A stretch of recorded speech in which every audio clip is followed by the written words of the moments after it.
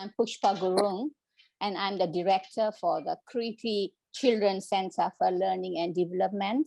And this is a inclusive learning space, and we provide the service, early childhood education, early intervention for the children who are at risk of SAN, and also social activities for the children who are already in the SAN schools. To distribute this RAT, rapid antigen test kit, the mask during that, few weeks ago was quite difficult. Because all the mothers, the children are at home and they cannot go out in a group to play. So the mother cannot come on her own. And sometimes the husband has infected and isolated. The grandparents are infected. So it was so difficult for me to distribute the support system, which I had received from Jason. It was so difficult. Other lot, there was the veterans who are 70s and they're very old, fragile, weak. They cannot walk. Some of them are sick, but eventually I managed to distribute to all of them. And the mothers are really very tired. Because the children at home and they have to attend online class. And especially for the SAN children, to sit in front of a computer or a laptop or whatever for more than 5-10 minutes, it will be a big thing. We cannot keep them quiet, stable just for 5 minutes. So the class is running for half an hour, 45 minutes, 1 hour. For other children it's okay, but for the Asian children it's very, very difficult. So, and the mothers are very tired, and some mothers really, they didn't do it from heart, because children are not enjoying or not taking any benefit from the classes, but they had to attend, and sometimes they don't understand, so it's really very difficult. And because at that peak time when we are desperate for a RAT kit, we were desperate in the market, so expensive, and they need at least 5-10 for one person in the family. So I request Jason to help me. We managed to pass that, difficult phase, So they are happy. They understand what they have to do. What is the jab? What is the meaning? Why we need to have this vaccine is important. So, Sinovac and BioNTech, this and that. And what happened, if you have a chest pain when you have the vaccine and you have a chest pain, what you have to do. Everything I recorded in my own language. So, and I shared in the group, and that really helped. So this is what I did, and it worked. I'm working with DAB, and I'm also working for DAB, and I'm the ethnic minorities for DAB, and I'm the vice chairperson. So I work along with Nepalese, Pakistan, in Hong Kong mainly, and some of them are Indian as well. And during the time from 2020 to now, for almost 2.5 years, and we have been working along with them, and we find out the issues, that what we can do, what we can provide. And first of all, it's about getting the flights back to Hong Kong from different countries, then becoming the shortage of resources. And now the fifth wave, so it's getting people vaccine and things like that. That's what we are doing right now. First of all, is the government. They understood and they noticed that the important for working with the ethnic minorities, sometimes they don't have the bonding to connect with the ethnic minorities. So they need, people like me and Fanny to be in between, to supply and, to communicate. That's the first thing. The second thing is sometimes the ethnic minorities, they're a bit shy to ask for help. They were thinking that, maybe we can manage that, and, don't want to bother anyone else. That become one of the issue that, when we providing help. So what we can do is we need to get hold with the people like Pushpa, like Rana. They're willing to help. So we can pass on them the rapid test kit and masks, sanitizer, things like that. Then they can pass it on to the people in their nation. That will be much easier. So the issues are sometimes it's the resources that we don't have. Sometimes we need some help. That's all. We need extra resources. to pass it on to them.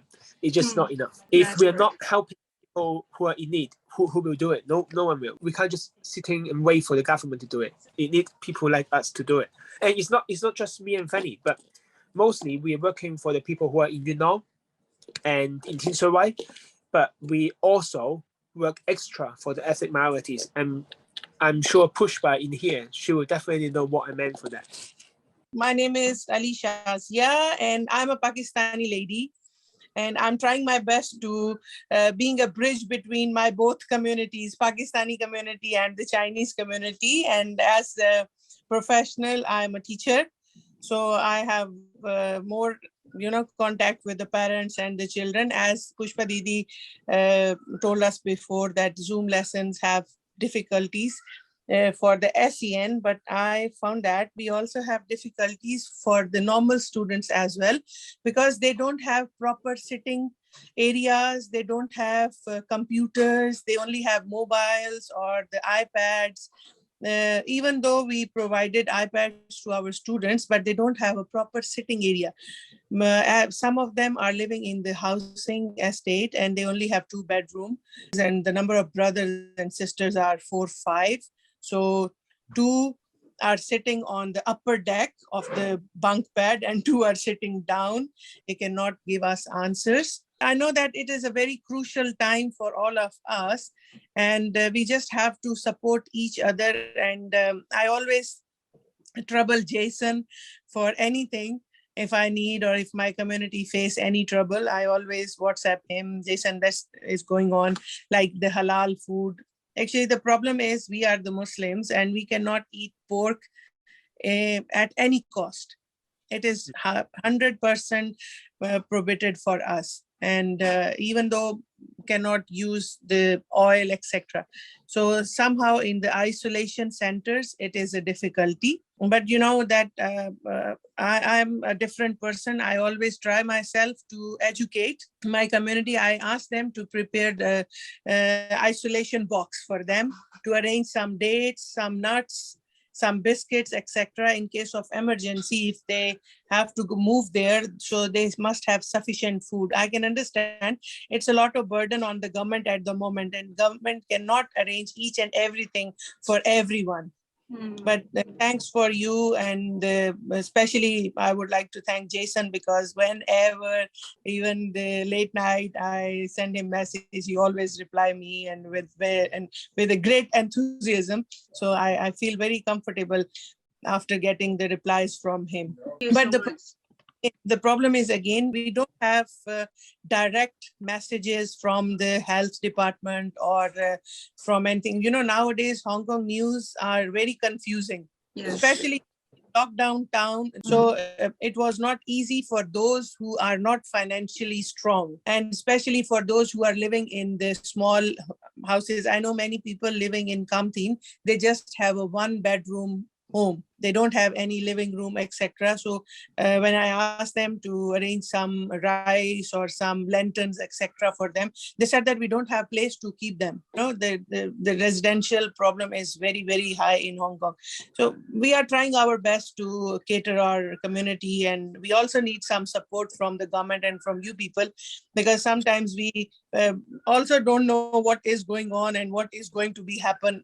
Hello everyone, this is Fanny. I also working in with Jason. We are very good helper. From last year, if everyone, for example, don't have work or cannot go to school and anything else, their house also poor, maybe let people to talk, or just talking maybe can help them. And also sometimes maybe they need a help for food or the meal or the every time for everything for their kids. Because cannot go to school, also cannot go out. Sometimes they need to play or they go outside just like running, but now cannot. So they may call us and or need a help, or sometimes cannot contact for everyone because they don't know how to go our office. But maybe some center can provide our maybe Facebook or DAB center or everything. Is it can talk to them let they find us, and then we can really help for. First of all, as we are aware from last year, or we have seen in our neighboring countries like China, India, Nepal, and other Asian countries, what happened with the COVID-19, the outcome, why we were not prepared for the worst scenario, that was the thing. It's really, coming in my mind. We just go after the vaccine only, but we didn't physically prepare for the worst situation, So that might be one of the factors. Because of that, initially, when one person, I know one father of the Asian child was positive, he was immediately taken to hospital or somewhere, in isolation. But later on, when there are so many people were positive and they're calling the hotline or calling the hospital, no one is picking up the phone or hanging, The phone is, always busy tone, So I think physically we should have prepared for the worst scenario after watching in TV every day in a neighboring country like China, Nepal, India, everywhere. So the other thing is recently, I yesterday also today I read 300 medical staff came to Hong Kong to help us, right? It's very good. But my concern is we have many medical staff in our EM community. Due to some reason, they haven't been registered with the government in health department, or they are not registered nurse. They couldn't pass the exam. So why don't they try from our community also, If they could have asked us, our community, they would be very happy to give hand, especially in this situation. Everybody is willing to help to each other, We want to help our people. We want to help Hong Kong, But they didn't ask. I know there are many, many EM, especially the Nepali lady, they are working in the old age home. Many, many Nepali lady, they work in the old age home, and also they speaks quite good Cantonese. And they could have hired them. They could have approached us, and we would feel very proud to help Hong Kong too, I don't know whether I will be able to continue my center or not, because we are not funded by anybody. So at the moment, we are just, some friends are helping me to pay the rent of my center. And that's very, very important center for the early childhood education and the children who are at risk of SAN and those who are already SAN. Of course, this is the very, sensitive time to all of us. We all are panicking. We all are very sad. Our mood is very down. We understand it is this COVID-19 impact is not only to EM, to everyone in Hong Kong. So we have to stay together. We have to fight. We have to get vaccinated. Stay together, stay healthy, and we have to protect, make this place, beautiful.